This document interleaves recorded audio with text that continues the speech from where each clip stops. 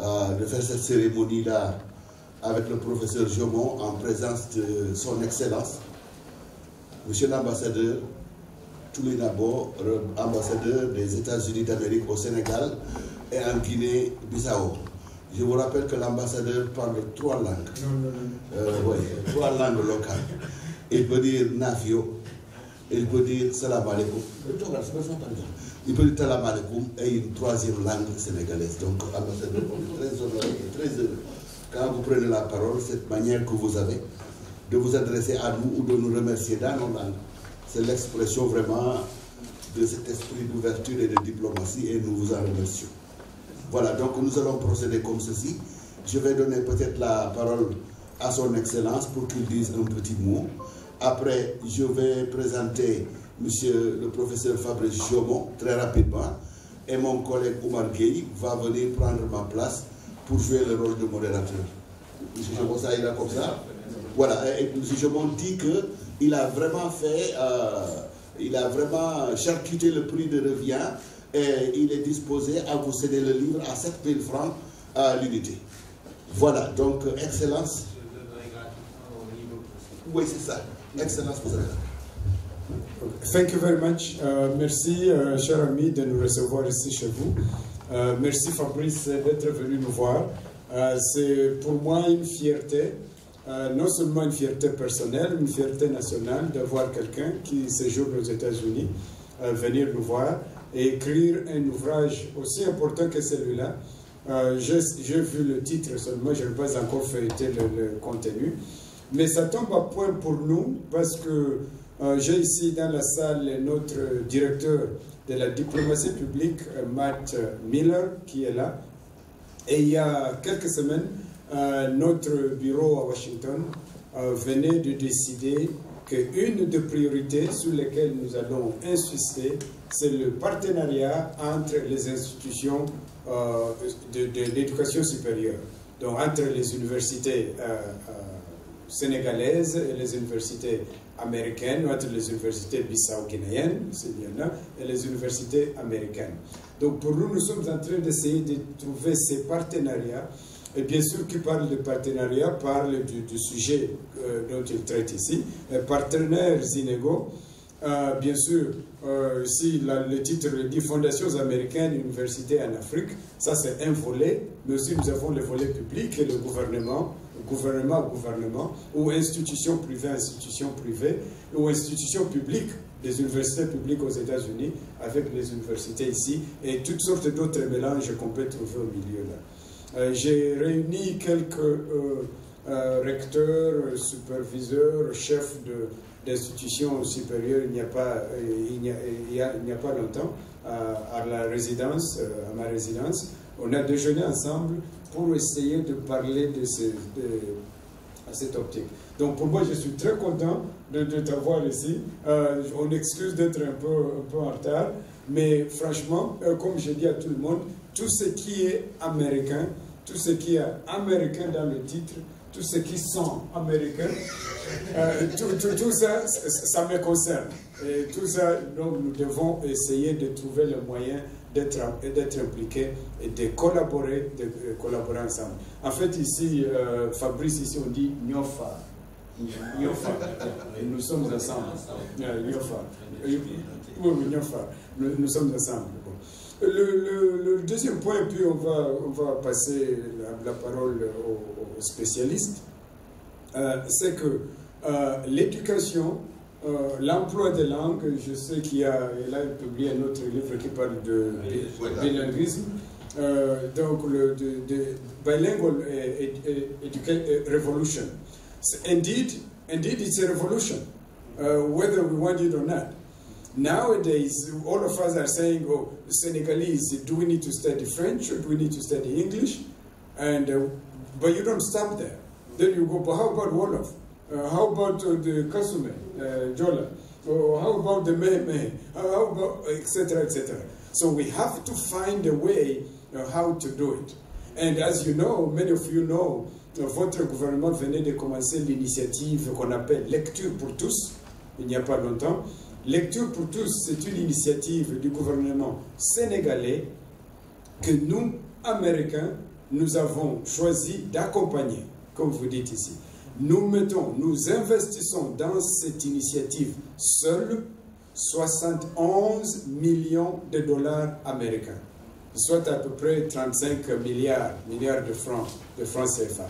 Donc ça, c'est une initiative du gouvernement sénégalais qui vise à enseigner les enfants, à commencer à enseigner les enfants dans leur langue maternelle. Et pour cette initiative, au début, on a ciblé 3 langues, dont le Wolof, où nous, avec notre argent, l'argent du contribuable américain, on essaye d'imprimer des bouquins, des livres en langue locale, dans ces 3 langues qu'on a ciblées, et aussi former les enseignants, parce que une chose c'est de publier un livre, l'autre c'est vraiment d'avoir un professeur qui puisse enseigner ça. Et on a choisi 2 ou 3 régions où nous sommes en train de travailler. Notre accompagnement va durer 5 ans, et puis on va voir où est-ce qu'on va arriver. Donc, de voir un livre pareil, encore pour moi, ça tombe à point, ça vient au moment où nous sommes effectivement non seulement en train de parler de ça, mais aussi d'investir de l'argent dedans. Donc voilà ce que je voulais dire. Encore une fois, merci de me recevoir ici. Pour toute question, Matt Miller est là. Mais aussi, franchement, si vous voulez des collaborations avec nous, parce que nous sommes toujours à la recherche de synergie. How can we work with the Senegalese or friends of Senegal, or people like Fabrice also is becoming already a friend of Senegal? How we can work with him for something that is gagnant-gagnant. Moi, je ne le cache pas, nous avons des intérêts ici comme gouvernement, nous avons des intérêts ici comme peuple, mais ça n'exclut pas les intérêts des Sénégalais. Donc, on cherche des formules gagnant-gagnant où moi, pour mon travail, pour les contribuables américains qui m'ont envoyé ici, je dois justifier qu'est-ce qu'il y a dedans pour eux, pour nous. Mais ça aussi, comme je travaille en partenariat avec le Sénégal, il faut que je montre aux Sénégalais qu'est-ce qu'il y a dedans pour eux. Et c'est pourquoi nous parlons de gagnant-gagnant. Nous venons d'ouvrir, j'espère que vous avez vu le KFC ici, Kentucky Fried Chicken. Ouais. Et j'espère que vous avez déjà mangé là-bas. Vous avez déjà mangé là-bas. Petit déjeuner, c'est bon pour le petit déjeuner, c'est bon pour le déjeuner, c'est bon pour le dîner aussi.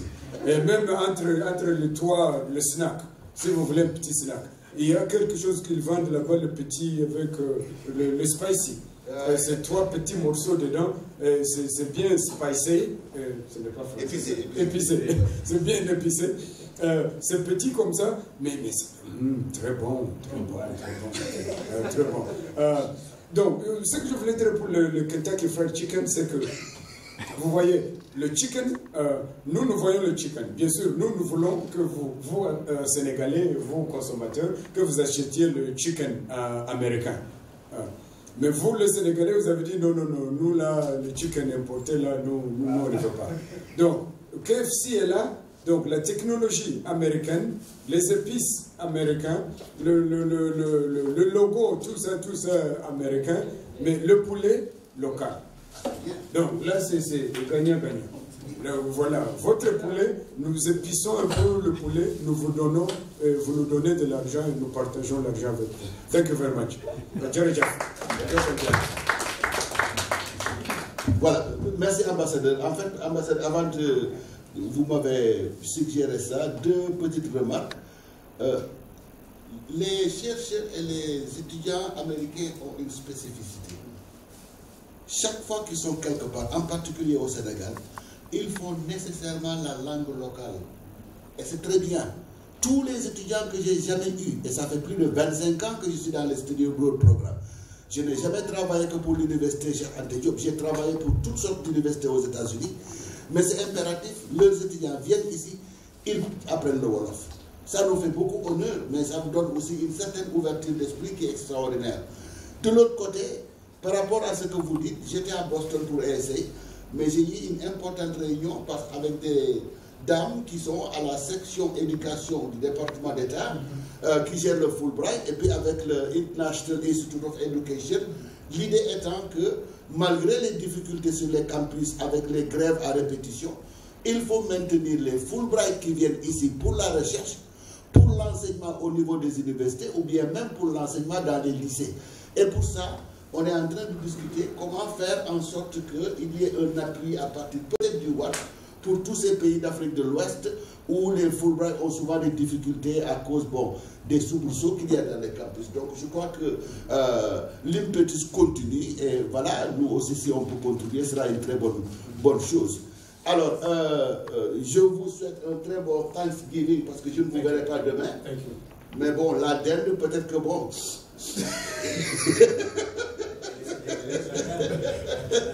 Sinon, nous passons là.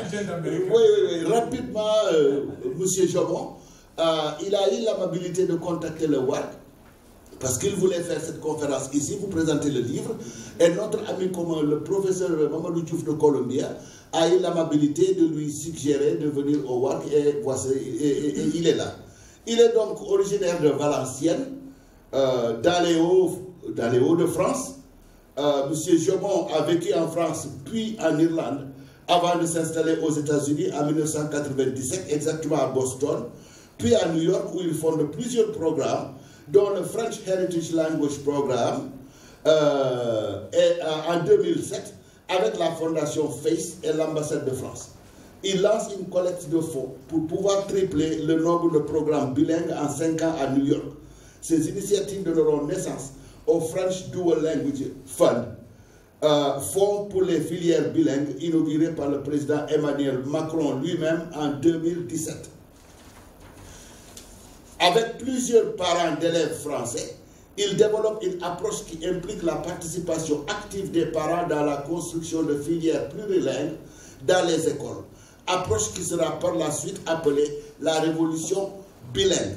C'est peut-être l'objet de ce livre-là, The Bilingual Revolution. Les premières filières bilingues francophones qui en découlent servent de modèle et suscitent l'attention de nombreux médias. Le New York Times le surnomme le parrain des filières d'immersion linguistique en 2014. La même année, le journal Les Échos le nomme dans la liste des 150 Français qui font aimer la France pour ses efforts à promouvoir la langue française en multipliant les classes bilingues dans les écoles publiques. Le livre qu'il publie sur ce sujet, La Révolution bilingue, le futur de l'éducation, s'écrit en 2 langues, donne la marche à suivre aux parents. Il est traduit en 7 langues. La méthode décrite dans l'ouvrage a permis le développement de nombreuses filières bilingues dans plusieurs langues, en particulier en italien, l'allemand, le russe, le japonais ou le polonais. En 2018, il est invité par le journal French Money à animer un podcast intitulé Révolution bilingue. Il est également dans lequel il échange avec des chercheurs et des praticiens sur les différents aspects du bilinguisme. Il est également invité à l'Assemblée nationale française par le député Roland Lescure pour présenter son approche en France lors d'un colloque sur l'enseignement plurilingue. Alors, donc, comme vous le voyez, notre ami Jomon est versé dans ce secteur des langues, mais aussi à plusieurs autres cordes à son arc. Pour ne pas faire trop long, peut-être que je vais demander à Omar Gueye de venir modérer son talk et lui-même il va commencer tout de suite à parler et dans le cadre de vos questions, il pourra peut-être vous dire beaucoup plus sur lui-même. N'est-ce pas, M. Jomon? Donc on l'applaudit si vous voulez. Et on applaudit Omar Gueye qui va prendre maintenant la chaise. Merci.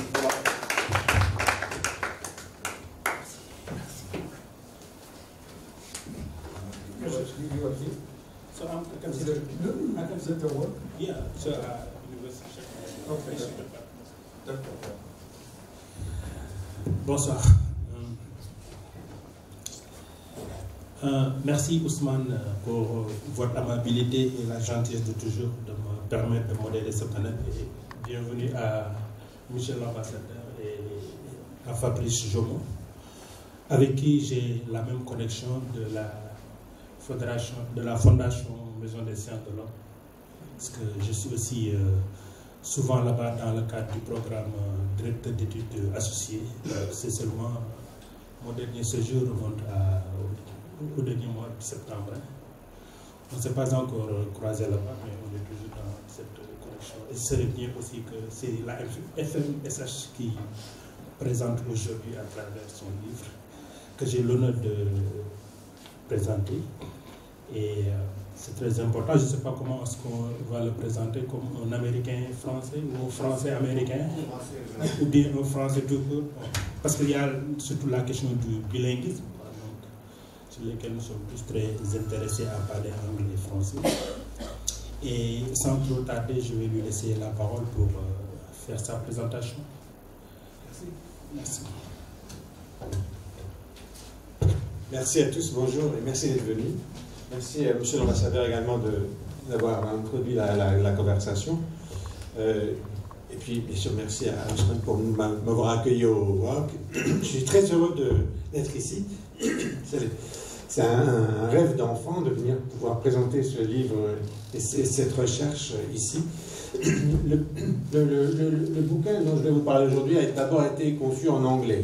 Il a d'abord été écrit en anglais sous le titre Unequal Partners, qui a été publié chez Palgrave Macmillan. Et j'avais insisté avec l'éditeur pour conserver les droits de traduction en français, parce que je voulais surtout expliquer en français et aux francophones ce que les fondations faisaient. Je suis parti d'un constat en étant à New York, comme on l'a dit, qu'il existe une philanthropie américaine très très puissante, très très bien organisée, une philanthropie qui est organisée sous la forme souvent de fondations, de grosses fondations, mais personne, en tout cas en France ou même en francophonie, personne ne sait vraiment comment fonctionnent les fondations philanthropiques, surtout quand elles se mettent à développer des programmes éducatifs ou dans la santé, dans la démocratie. Donc je voulais, moi, écrire un livre là-dessus. J'ai fait des recherches sur ce sujet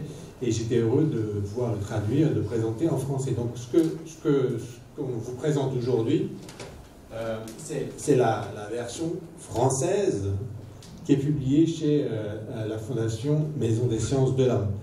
Et c'est intéressant aussi que ce soit publié par cette fondation, la Fondation Maison des Sciences de l'Homme. C'est une des rares fondations en France qui a d'ailleurs été financée initialement par la Fondation Ford et donc la philanthropie américaine dans les années 60.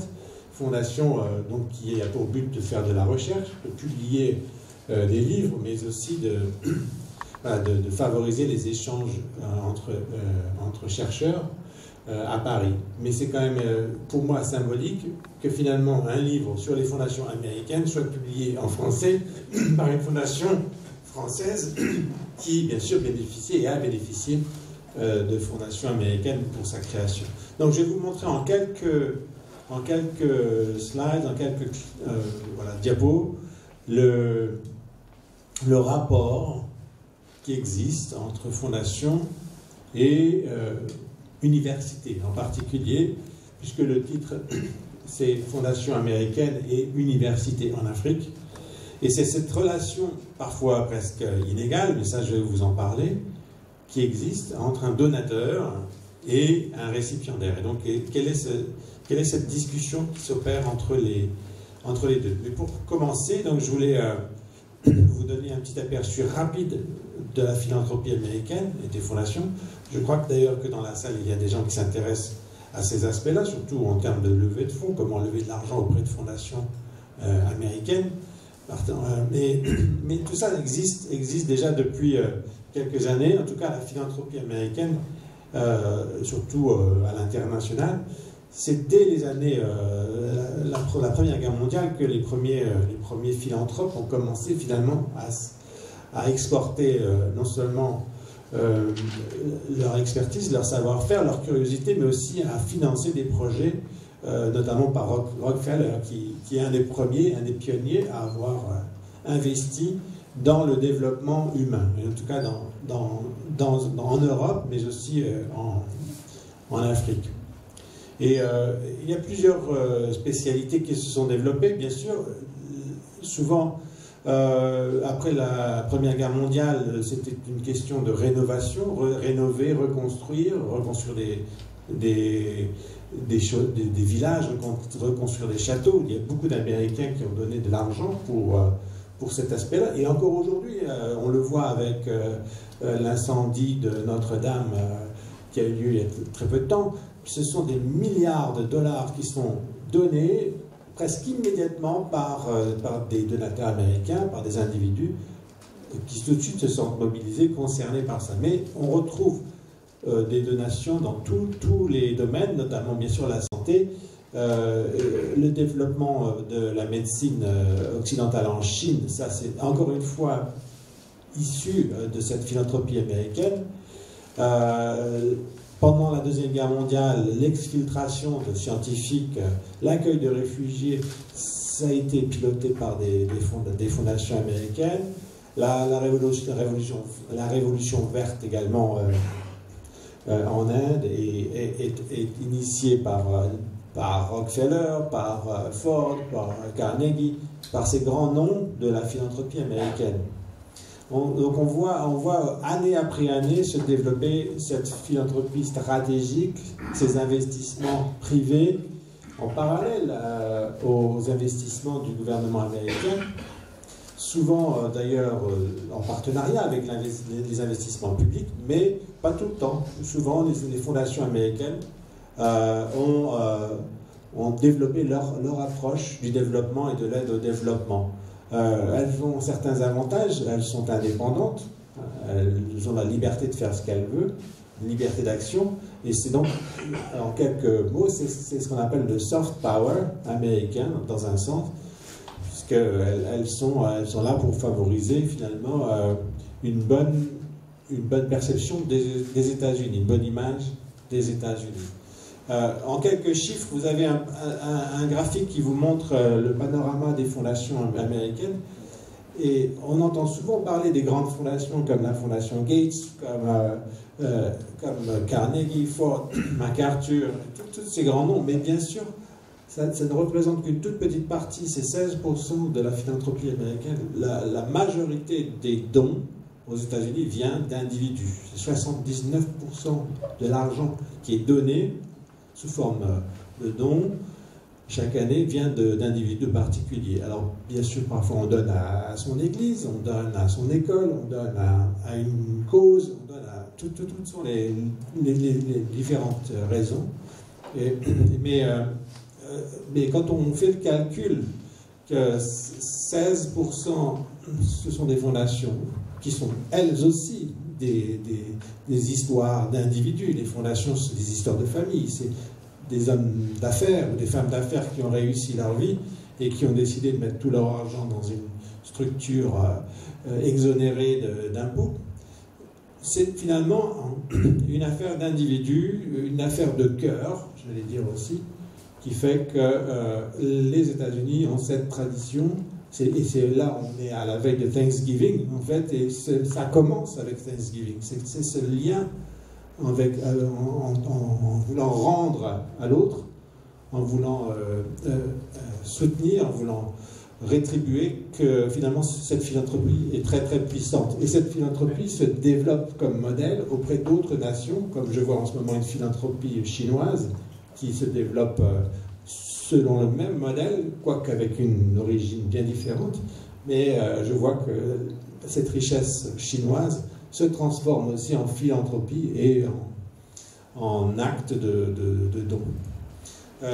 Donc, c'est aussi important de comprendre quels sont les actifs que détiennent les fondations américaines. Ça représente, là ce sont les chiffres de 2015, mais c'est presque 900 milliards de dollars d'actifs qui sont détenus par ces fondations privées, ces fondations américaines, et qui chaque année dépensent environ 63 milliards de dollars sur des actions diverses. Donc ça représente, juste en quelques chiffres, l'aspect massif, l'argent qui est versé chaque année par ces philanthropies. Il y a plusieurs types de fondations qui existent. Moi, je parlais de quatre catégories principales, en commençant par les fondations d'entreprises qui se développent de plus en plus d'ailleurs. Alors, vous avez la fondation Coca-Cola, vous avez certainement peut-être la fondation Kentucky Fried Chicken, je pense qu'ils ont leur propre fondation aussi. Enfin, vous allez trouver souvent des fondations d'entreprises et on sent bien sûr que la stratégie des fondations d'entreprise est souvent lié à la stratégie de l'entreprise. Donc il y a toujours une espèce de cohérence de cette manière. Mais voilà, ça c'est un exemple de fondation qu'on retrouve. On retrouve des fondations communautaires. Généralement, j'en ai une à New York où j'habite, qui récupère l'argent de plusieurs petits mécènes dans une fondation communautaire, un fonds commun qui est ensuite redistribué. Alors ça fonctionne généralement de manière régionale, avec des velléités régionales, mais pas tout le temps. On trouve parfois ces fondations de communautés qui investissent à l'étranger, qui investissent dans le développement humain, qui investissent dans le développement des universités. On retrouve bien sûr des fondations indépendantes, c'est comme Carnegie, c'est comme Rockefeller, c'est ces grands noms, mais il en existe 90 000 aux États-Unis, des fondations indépendantes qui, elles, ont pour but de distribuer l'argent qu'elles ont. Voilà, elles ont cette seule obligation de donner chaque année au moins 5% de leur fonds pour répondre à la loi américaine sur les fondations. Puis enfin, les fondations dites opératrices, généralement, sont celles qui lèvent de l'argent pour leurs propres actions, pour leurs propres opérations. Et il y a plusieurs exemples d'écoles qui sont des fondations, des universités qui ont leurs propres fonds, qui recueillent de l'argent pour pouvoir fonctionner. Voilà, en gros, toujours en quelques chiffres, le groupe des fondations les plus importantes, imposantes, sont bien sûr ces fondations indépendantes, qui sont les mieux dotées et les plus nombreuses, avec 32 milliards de dons chaque année. Bien sûr, ces fondations américaines se projettent à l'international. Et c'est une tendance qui se développe. Les fondations cherchent à avoir un impact. Elles cherchent à avoir un impact aussi à l'étranger. Elles cherchent à changer le monde, en quelque sorte. Et donc, on voit de plus en plus d'investissements se faire pour des causes à l'international. Donc là, il y a une hausse sur cet aspect-là. Je vous donne quelques grands noms. Vous avez ces fondations qu'on entend souvent parler, qui sont très actives à l'international, comme bien sûr la fondation Gates, la fondation Ford, la Walton Family, donc ça c'est les magasins Walmart, la fondation Hewlett, donc ça c'est tout ce qui est ordinateur, etc. La fondation Buffett, Packard, encore une fois ça c'est l'électronique, c'est les ordinateurs. MacArthur, Rockefeller, Bloomberg, qui se représente d'ailleurs bientôt aux élections américaines, et ainsi de suite. Donc ce sont les plus connus, mais il en existe de très nombreuses, et elles sont investies dans tous les secteurs, que ce soit dans les droits de l'homme, dans la santé, dans l'environnement, dans le développement international, dans la science, la technologie, mais bien sûr dans l'éducation, dans les affaires internationales. On les retrouve partout, dans tous les domaines, et très actives. Bien sûr, celle qui écrase tout le monde, c'est la fondation Gates. C'est un éléphant, cette fondation. Elle doit déverser des milliards, elle est obligée de déverser chaque année des milliards de dollars, donc souvent son pas ou son empreinte est massive, notamment dans le secteur de la santé, ce qui fait qu'à chaque fois que la fondation Gates passe quelque part, toutes les autres s'éclipsent, elles disparaissent, parce qu'elles ne pourront jamais briller de la même manière que la fondation Gates, notamment dans cette lutte par exemple contre la tuberculose ou contre d'autres maladies.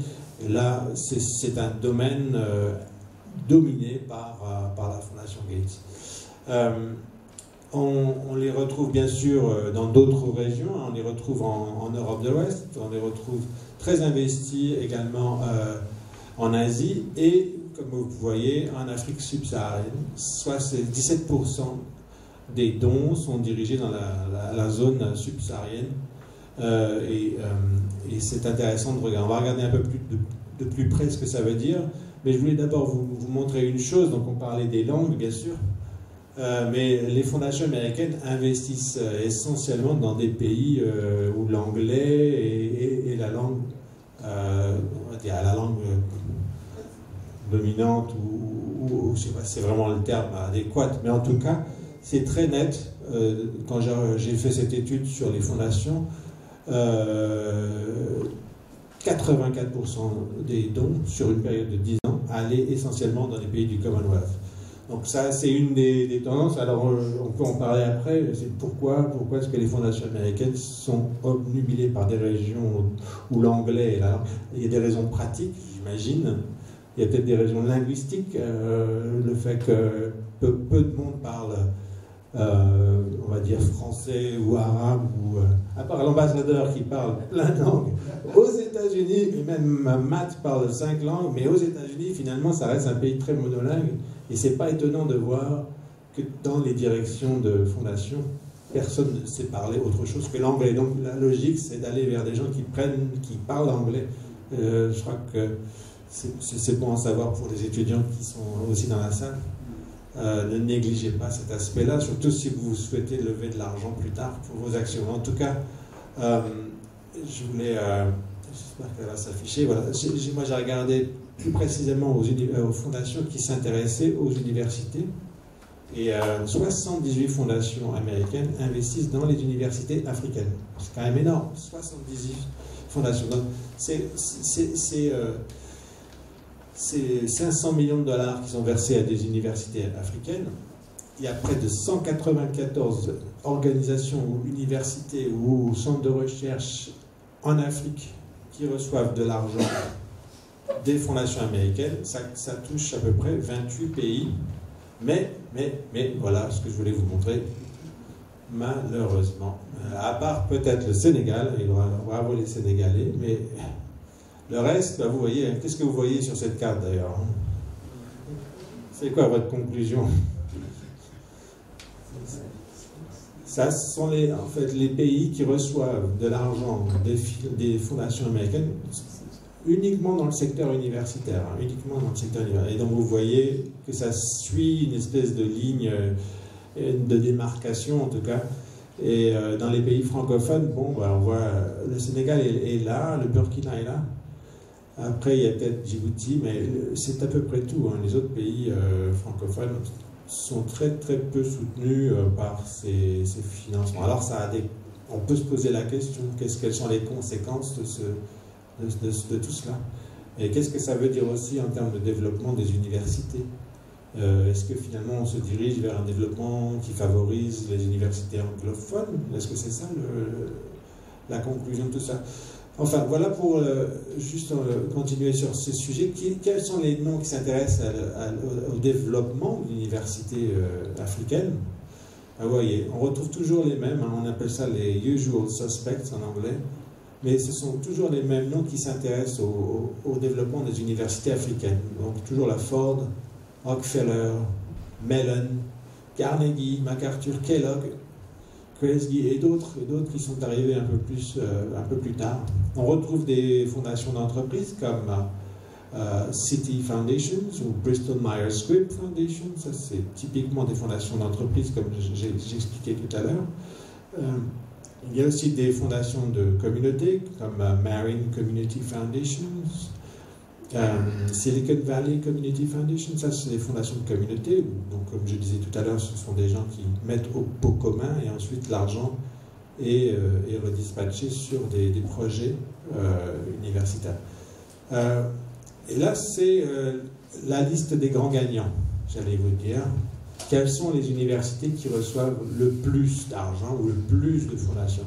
Et ben, vous voyez où elles se trouvent. L'Afrique du Sud, en tout cas,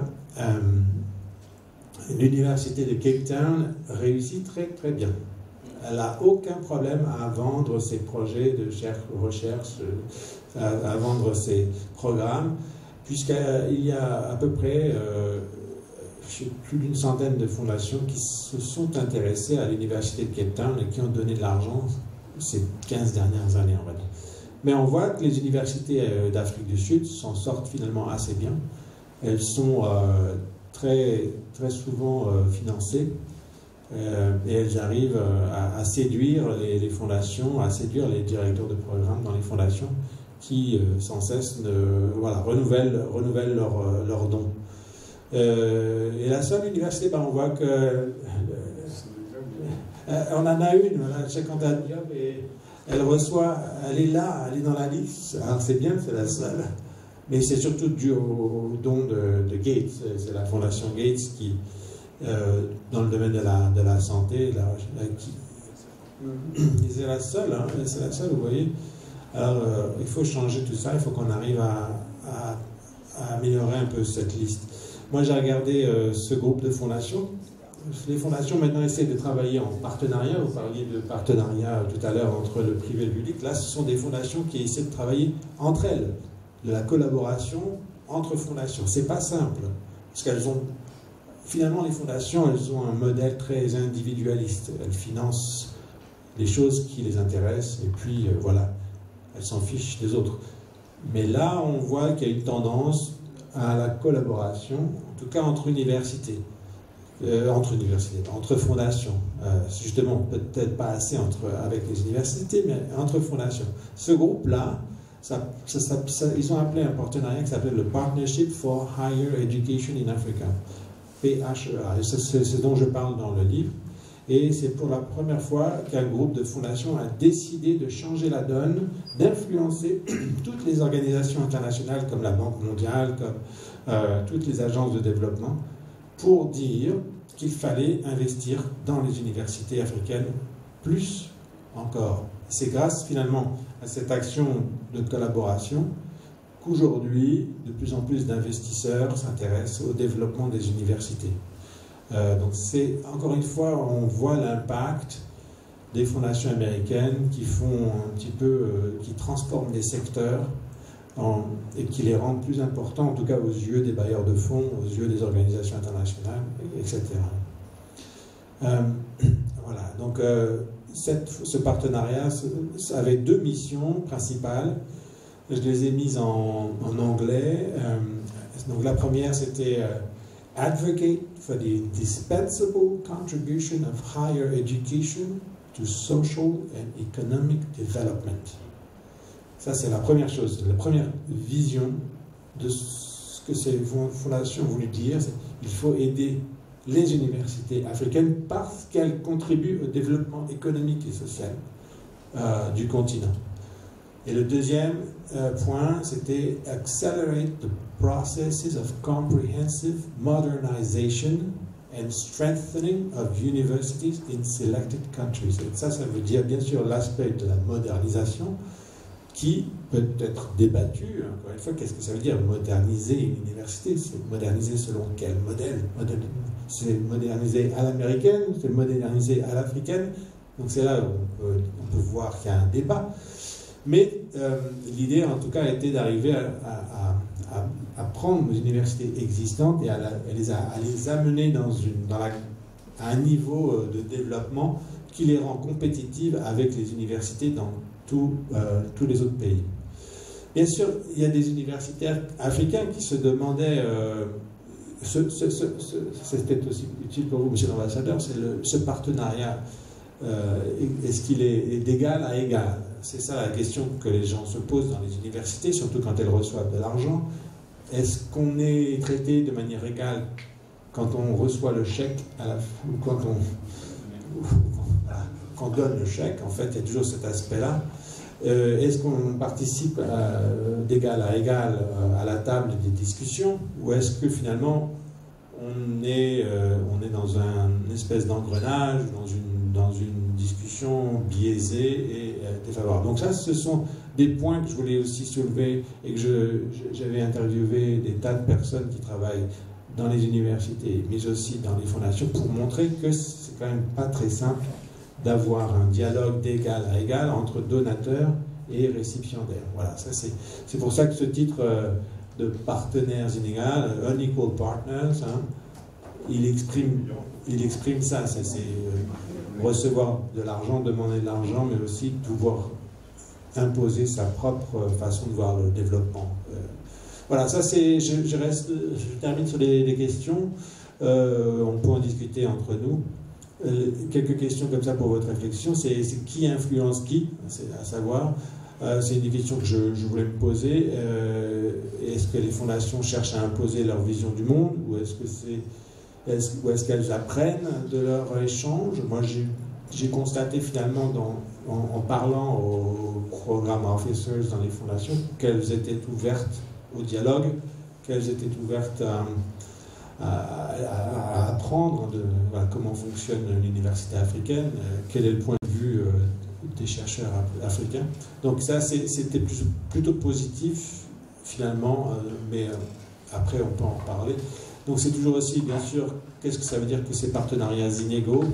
Est-ce qu'on peut régler ce problème d'asymétrie de pouvoir entre les riches donateurs et les récipiendaires en demande? Bien sûr, on peut se poser aussi la question de la collaboration avec les universités. Est-ce que c'est possible de faire ça, ou c'est juste une collaboration entre fondations? Mais peut-on établir un objectif commun? Puis bon, deux choses qui moi m'intéressent, et c'est pour ça que je suis là et je suis très heureux de faire cette présentation, c'est qu'il faut à mon avis expliquer la philanthropie aux institutions francophones. J'en ai parlé, j'ai donné cette conférence en mars à Paris. Personne ne s'intéresse à ce sujet-là, personne ne semble comprendre la philanthropie américaine, et je trouve ça dommage parce qu'il y a un développement qui s'opère en ce moment. Enfin, un dernier point, c'est peut-on même concevoir une philanthropie de la francophonie qui rassemblerait des donateurs francophones, comme il existe maintenant une philanthropie chinoise, une philanthropie du Moyen-Orient, et une philanthropie... Ça, c'est les questions que je vous laisse aujourd'hui. Voilà mes contacts pour plus de choses. Ce que j'ai fait, c'est que grâce à un soutien de la FMSH, j'ai pu obtenir l'e-book que je vais vous donner gratuitement aujourd'hui. Donc je peux même vous signer la petite page et le lien pour télécharger. Puis si vous voulez acheter, on a rabaissé le prix au maximum. Je le signerai avec plaisir. Voilà. Merci en tout cas pour cet accueil. Je suis très heureux d'être ici.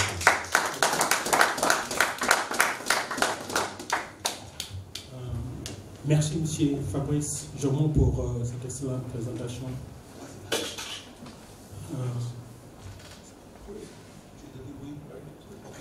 Donc tout d'abord, c'est juste... Est-ce qu'il invite pour l'émission demain? Super. Je confirme avec Donc c'est tout d'abord un mot de témoignage que je porte sur tout ce que vous avez dit sur la philanthropie américaine. Personnellement, j'ai fait 2 thèses. La première, c'était en 2001. Et si je l'ai fait, c'est parce que j'avais bénéficié à l'époque de la bourse Fulbright à l'Université de Michigan. Et c'est toujours fièrement que j'approuve toujours mon bourse de Fulbright. Et la deuxième thèse, je l'ai faite en 2014 parce que j'avais encore bénéficié d'une bourse de la Weatherhead Center for International Affairs de Harvard. Donc ça veut dire que quelque part, je suis un des produits un bénéficiaire de la philanthropie américaine. Et en même temps, vous m'offrez une excellente occasion d'être avec le représentant de ce pays et pour la première fois d'avoir l'occasion de dire merci. Et en même temps aussi, par rapport à ce que vous avez dit, nous avons ici la présidente de la fondation de l'Université Cheikh Anta Diop qui va certainement rebondir sur cette question parce que c'est très important, le classement que vous avez donné. Il y a très peu de pays francophones. Hein. Il y a l'Université Cheikh Anta Diop qui est vraiment en bas. Donc c'est une occasion et aussi pour les étudiants de savoir qu'il y a beaucoup de fenêtres qui sont ouvertes quelque part. Il ne faut pas seulement regarder la grande porte de la francophonie. Il faut regarder aussi les fenêtres qui s'offrent fondamentalement par le biais de ces fondations. Et encore, merci pour cette présentation. Donc là, j'ouvre le floor, on dit, pour ceux qui veulent intervenir. En attendant de prendre les noms, je connais Mariette, je lui donne tout de suite la parole, comme ça on va commencer avec elle. Merci pour ce débat. Je vous remercie, Monsieur le Président.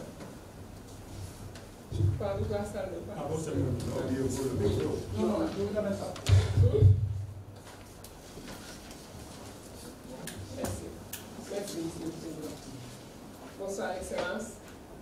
L'ambassadeur, M. Jomon, merci d'être là. Et surtout, moi, je tiens à vous féliciter des ED, Equivalent Determination. Donc, comme quoi l'Université Cheikh Anta Diop est affiliée à le statut d'organisme public, d'organisme d'utilité publique aux États-Unis. Ce qui encourage les donateurs américains donc, à investir beaucoup plus à l'université parce que ça a un impact sur la fiscalité. C'est ainsi qu'un donateur comme Flora Aoulet, qui n'est pas sur votre liste, est devenu le premier partenaire de l'université et peut financer jusqu'à 2 milliards par an depuis 3 ans, depuis qu'on a ce statut-là. Avant cette fondation Flora Aoulet, il y avait Fondation Simons, par laquelle nous avons pu justement souscrire à ce processus qui était très long. L'avantage de ce processus, c'est qu'une fois que vous l'avez, que vous avez le statut, vous n'êtes plus obligé de fournir toute la paperasse qu'on vous demande quand vous sollicitez un profinancement sur l'université, son statut, les méthodes de la gouvernance universitaire, pédagogique, financière, etc. Le nombre de chercheurs, le nombre de publications. Je vous épargne les détails. Et donc, c'est très fastidieux. C'est pour cela que beaucoup d'universités n'arrivent pas à avoir des financements. Mais une fois qu'on prend ce statut-là, ils ne regardent plus ce côté administratif, ils s'intéressent au projet. Et cela, ils financent les projets, effectivement, qu'ils trouvent intéressants. Bill Gates ne fait plus partie de nos donateurs. À l'université, non, on ne sent plus Bill Gates. Nous avons essayé, nous, quand nous étions directrices de la bibliothèque universitaire, de le solliciter, parce que Bill Gates était un partenaire de l'IFLA, la Fédération internationale des bibliothécaires. Et dans ce cadre, elle octroyait des prix aux bibliothèques publiques. Nous avons postulé pour la bibliothèque universitaire en montrant que la bibliothèque, même si elle est dans une université et a un statut de bibliothèque universitaire, elle a en fait une vocation de bibliothèque publique. Parce qu'elle sert plus de 100 000 étudiants de milieux pas aisés du tout, donc catégories socio-professionnelles, même à la limite catégorie sociale pauvre, et qu'il n'y a aucune bibliothèque au monde qui puisse se targuer de recevoir 10 000 usagers par jour, alors que c'était le cas de la bibliothèque universitaire. Mais le statut universitaire les a bloqués. Ils ont dit qu'on n'était pas, comment on dit, éligible. Et ça, je trouvais ça tellement erroné. Et donc, du coup, on a laissé tomber ce processus. Et l'autre difficulté, c'est que, comme vous l'avez dit, beaucoup d'organismes de fondations américaines refusent de soutenir des organismes de pays francophones. Il y a le problème de la langue, comme vous le dites. Mais je pense que ce serait légitime de dire qu'on ne reçoit pas de dossier en français ou en portugais, etc. Que les dossiers doivent être montés en anglais. Ça, ce serait compréhensible. Parce que s'il y a un problème là. Mais une fois que les gens ont la possibilité de monter des dossiers en anglais, je pense que son excellence est là. Peut-être que dans la nouvelle politique d'ouverture vers les universités africaines, les organismes devraient tenir compte de cette donne. On ne peut pas faire une discrimination à l'endroit des universités francophones, en tout cas ne parlant pas anglais. Carnegie est la première structure qui est complètement braquée là-dessus. Il ne regarde même pas du côté des universités francophones. Et ça, c'est dommage. Je pense que c'est en train de créer un gap là, difficilement, qui va être difficile à combler. Et je pense qu'il faut, c'est un problème qui se pose. C'est pour cela que si ça doit nous obliger à nous tourner vers la francophonie, et vers la francophonie, il n'y a pas beaucoup de messages. Ça, je pense qu'il ne faut pas qu'on se fasse d'illusions. Il faut qu'on se batte pour que cette ouverture-là des fondations américaines puisse aussi profiter aux pays francophones. Je pense que c'est un problème réel qui se pose et qu'il faut régler. Sinon, donc, nous, on est preneurs pour acheter l'ouvrage. Parce qu'on a au moins 4 exemplaires pour la fondation de l'université, pour le recteur et pour l'université Gaston Berger de Saint-Louis. Merci. Merci beaucoup, Marie. Je ne sais pas si vous voulez répondre tout de suite, parce qu'on a une liste de 8 intervenants, donc je demanderai aux intervenants d'être assez concis sur les questions. Je donne la parole au docteur Daouda Baye. Oui, merci. Merci. Je me présente, c'est le docteur Daudenberg, directeur du cabinet Intelligence économique consultée. Je suis spécialiste de l'intelligence économique et stratégique, socio-anthropologue, linguiste, angliciste. Alors, je voudrais féliciter le conférencier, surtout sur les questions qu'il a posées en fin de son exposé, pour la pertinence de ces questions-là. Et j'avais d'abord une question, ensuite j'aimerais faire une petite contribution. Ma question porte sur, y a-t-il un soutien financier des fondations au bureau d'études dont mon bureau d'études pourrait peut-être bénéficier? Après cela, je voudrais maintenant faire une contribution sur la dimension mondialisation culturelle et soft power que vous avez eu à souligner. Cela amène à devoir s'intéresser à l'intelligence économique et stratégique et particulièrement à l'intelligence culturelle,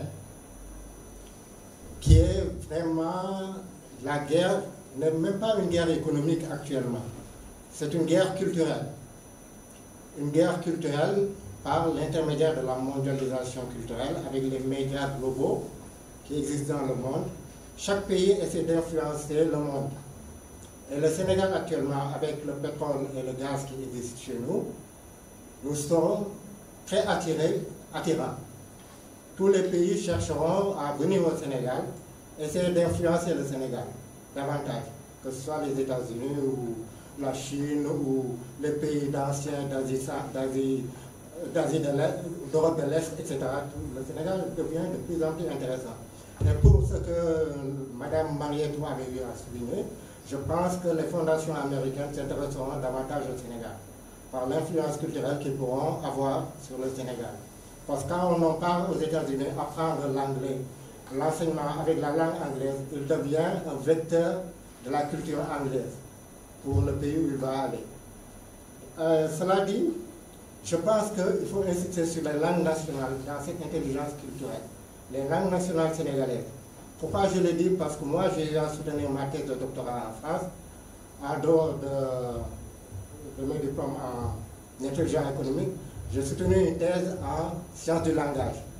Cette thèse, je l'avais faite sur modernisation du Wolof, traitement de l'information dans le domaine de la santé, pêche et décentralisation.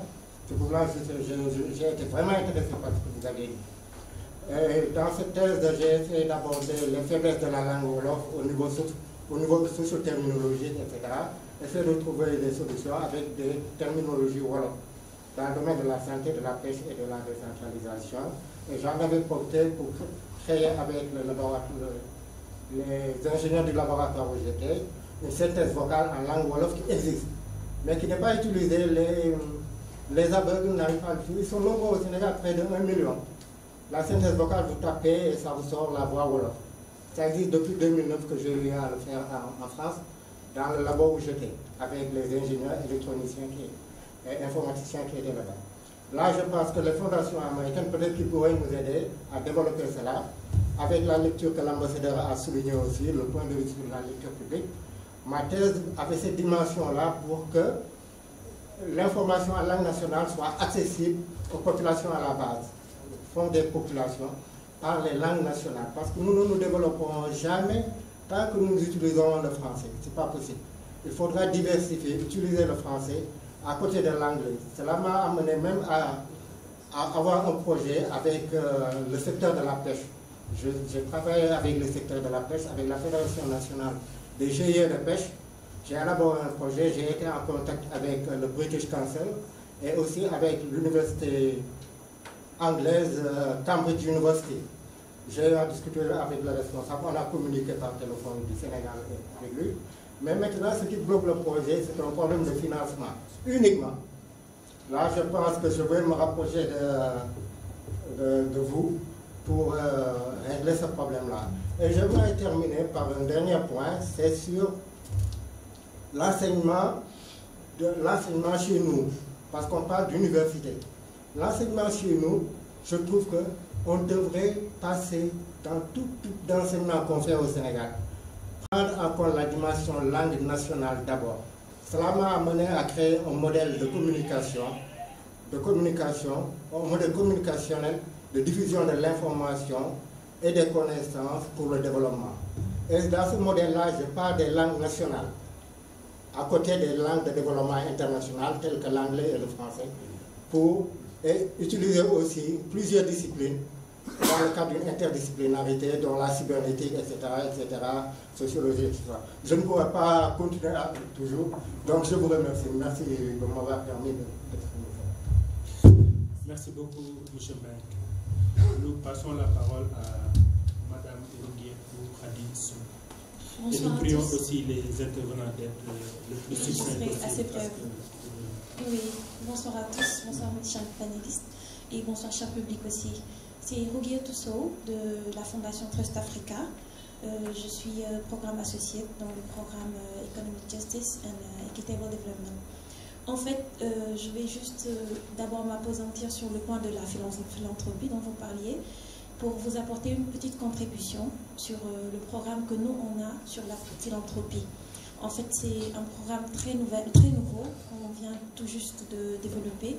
Et c'est moi en fait qui suis chargée de ce programme à côté du directeur exécutif Ibrahima Massal, que je représente d'ailleurs. En fait, l'idée est, c'est vrai, il existe une philanthropie américaine et une philanthropie chinoise ou japonaise et d'autres horizons.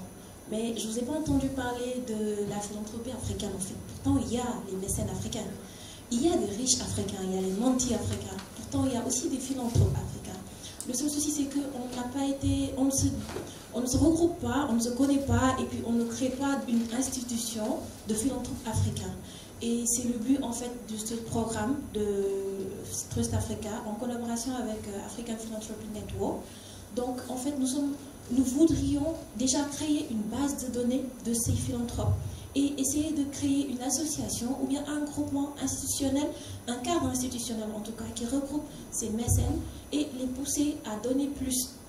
Du coup, pour répondre aussi un peu à Tata Marietou, que je connais bien, il ne faut vraiment plus compter sur les aides extérieures, même si ça compte beaucoup, mais d'abord essayer nous-mêmes de chercher nos mécènes, de chercher nos donneurs et de travailler avec eux. Et après, ce qui manque, on peut aller chercher ça ailleurs. Donc, c'est ce que je voudrais ajouter. Et j'ai juste une petite question. C'est que j'ai vu sur les données que vous avez axé ça sur les années 2003 et 2013. Et pourquoi pas des années beaucoup plus proches, quelque chose de plus rapproché à 2019, à nos jours. Voilà, merci beaucoup. Merci Madame Sow. La parole est à M. Ibrahima Gassama. Merci beaucoup. Bonsoir tout le monde.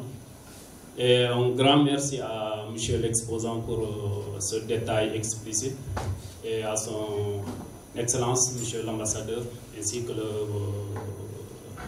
modérateur. Ok, moi, ma question, M. Fabrice, c'est de savoir ce faible taux d'intervention des fondations, des donateurs américaines dans les institutions universitaires sénégalaises n'est-elle pas due à la nature de ce du partenariat entre ces fondations et ces universités, soit dépendant de l'admissibilité ou bien de la recevabilité des chercheurs sénégalais dans un premier temps, et ensuite développer ça par la suite, parce que je pense que l'université de Cape Town maintenant elle a sa propre branche aux États-Unis qui lève l'argent directement, et je crois que ça c'est encore plus fort. Peut-être qu'il peut y avoir un consortium d'universités africaines francophones qui ouvre